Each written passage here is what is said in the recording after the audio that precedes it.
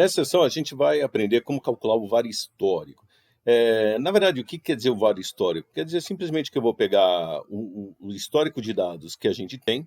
Então, o que a gente vem usando nos outros vídeos são taxas de retornos mensais, diárias, anuais, aí depende qual é a base de dados que você tem como referência. Então, no caso, vamos usar no exemplo taxa de retornos mensais. E aí a gente vai olhar qual que é calcular qual que é o retorno esperado, qual que é no caso a gente vai usar a média histórica, qual que é o desvio padrão, também vamos usar o desvio padrão histórico, e a partir desses dados a gente vai olhar qual que foram os retornos obtidos, histórico de novo, e aí simplesmente aplicar a definição do VAR.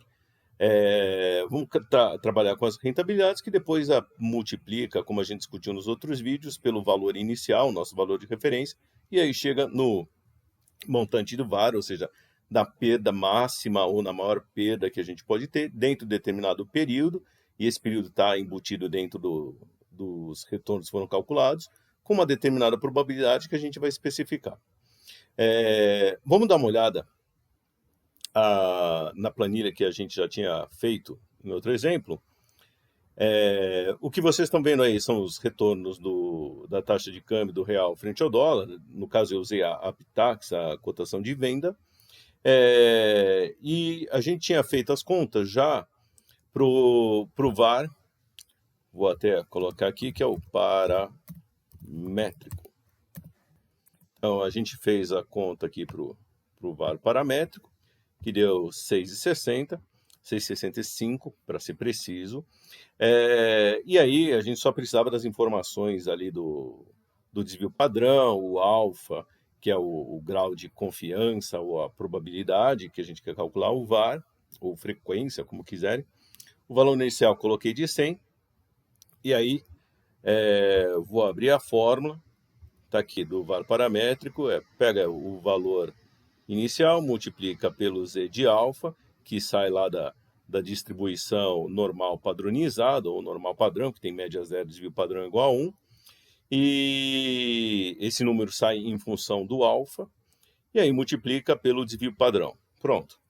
Esse desvio padrão, só para lembrar, eu usei a função desvipad.p para calcular o desvio padrão histórico aí do que eu chamei de população aí, que foram esses 24 meses de retorno ou de variação percentual da taxa de câmbio. Muito bom. E aí é o seguinte, para calcular o VAR, e aí o VAR histórico, que fórmula que a gente vai usar? Então, a fórmula da definição, que a gente já viu no outro vídeo. Então, lembrando aqui, vou colocar aqui a definição, 2 pontos, o VAR é igual ao valor inicial vezes o retorno esperado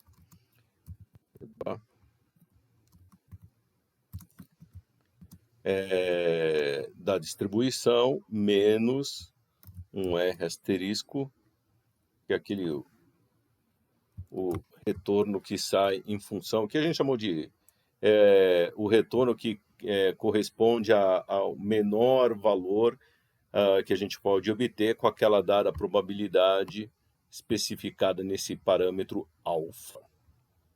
Então, está aqui essa definição de VAR que a gente vai aplicar. Vou colocar aqui. Na verdade, essa observação já não vale mais com alfa por cento de confiança. Pronto.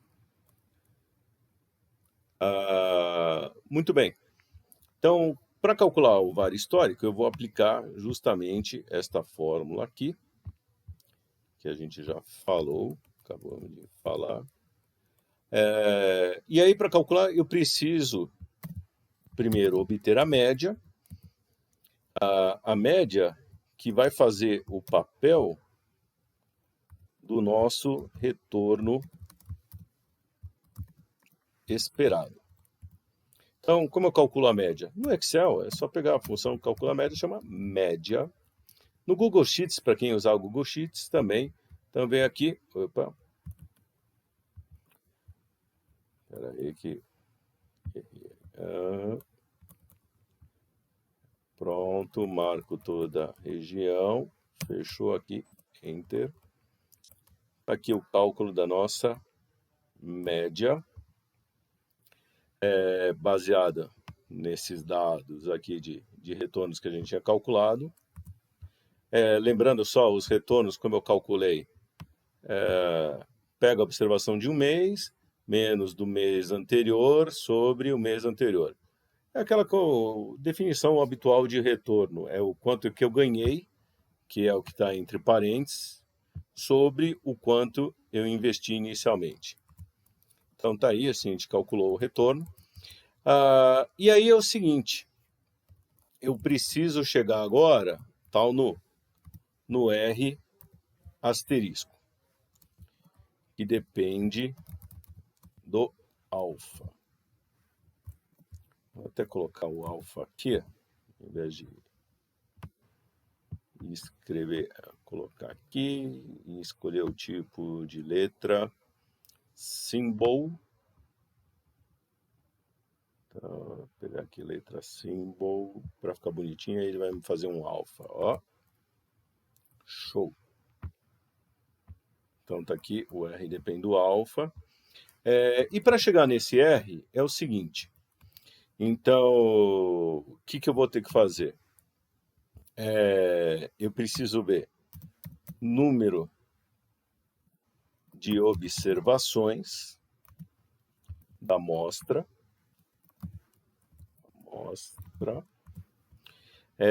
Esse número de observações da amostra, eu vou colocar aqui, ó, vou fazer a continha igual, então, conte, usar a função conte.num.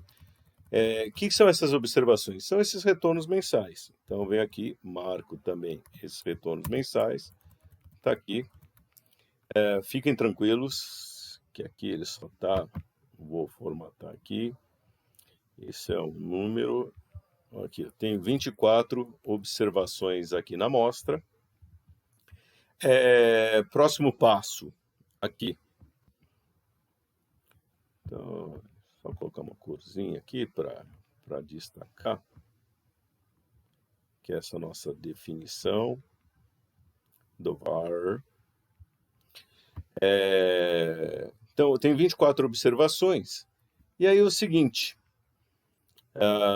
eu quero saber qual que é a observação que representa o nosso alfa. O alfa. E de novo, vem aqui e vou formatar aqui, colocar um symbol. Só para ficar bonitinho. Pronto. A observação que representa o alfa. O que eu quero dizer com a observação que tem o alfa? Se eu tenho 24 observações, é o seguinte. Vamos olhar essas 24 observações aqui. Então, tá aqui, ó, observações. Então, ou melhor, e aqui o retorno. Então,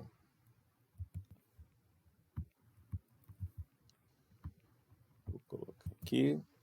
Então, 1, 2, opa. O Excel copia a formatação de um lado para o outro e às vezes me quebra as pernas. Tá aqui. Já tá aqui, ó, tem as 24 observações de retornos.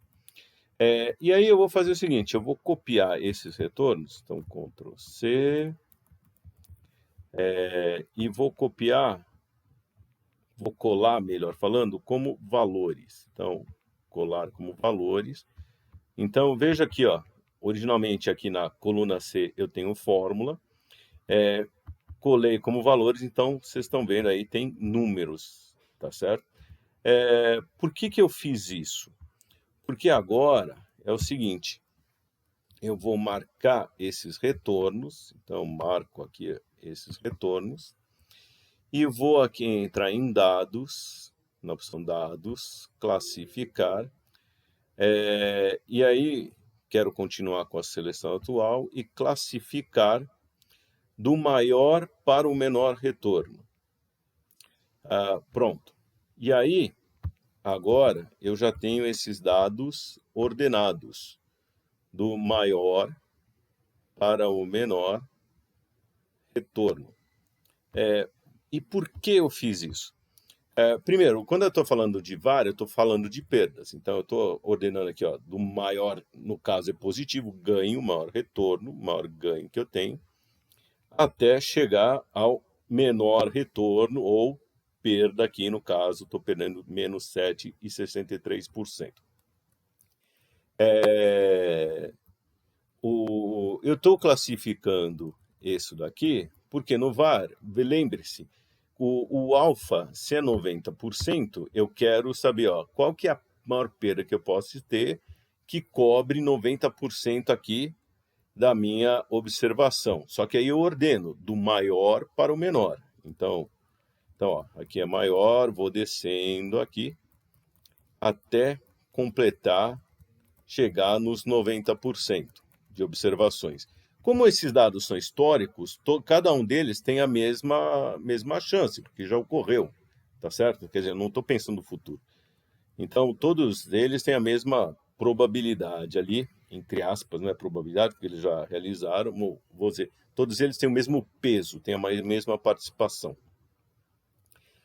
Só que aí é o seguinte, eu tenho que pegar qual é a observação dessas daqui que corresponde a, neste caso aqui, a 90%. Então, legal. Para fazer essa conta, agora sim, eu pego o número total de observações, que é 24, e vou multiplicar pelo alfa, que é 90%. Então, só formatar aqui. A observação que corresponde a esse alfa de 90% é a observação número 21,6. Então, venho aqui nas observações e procuro, cadê a 21,6? Olha, eu não tenho 21,6, eu tenho 21, a observação 21, tá certo? Ou observação 22. Como a gente está falando de risco, a gente quer ser também um pouco conservador sempre que puder. Então, eu vou marcar neste caso a observação 22. Então, venho aqui, vou colocar uma corzinha aqui. Pronto. Então, agora eu já sei. Qual que é o R estrela, ou seja, qual que é o menor retorno que eu vou ter, que depende, que cobre 90% dos casos. Nessa nossa situação, vai ser o menos 4,98%. Está aqui. Pronto, acabou o nosso trabalho.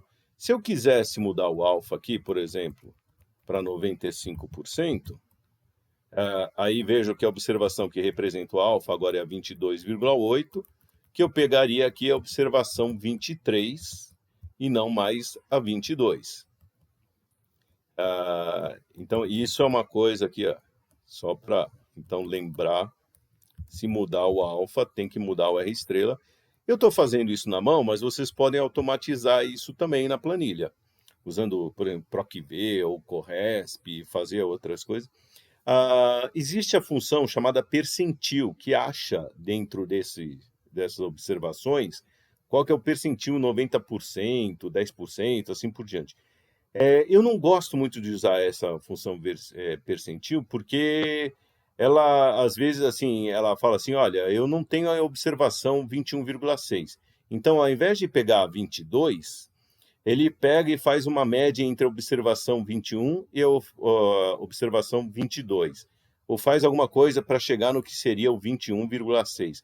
Só que como eu estou falando de VAR histórico, ele vai pegar uma observação que a gente não viu, não existiu historicamente. Então, foge da realidade. Esse método que eu estou mostrando é um que funciona e está relacionado com o que aconteceu realmente na história.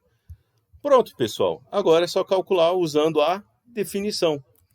Qual que é a definição? Pega o valor inicial e multiplica por o quê? Pelo retorno esperado, menos o nosso R estrela, ou seja, o retorno que representa menor valor, que cobre 90% dos casos, que é o nosso alfa aqui. Quando eu dou Enter, então, eu só apliquei, veja que eu só apliquei a fórmula de definição.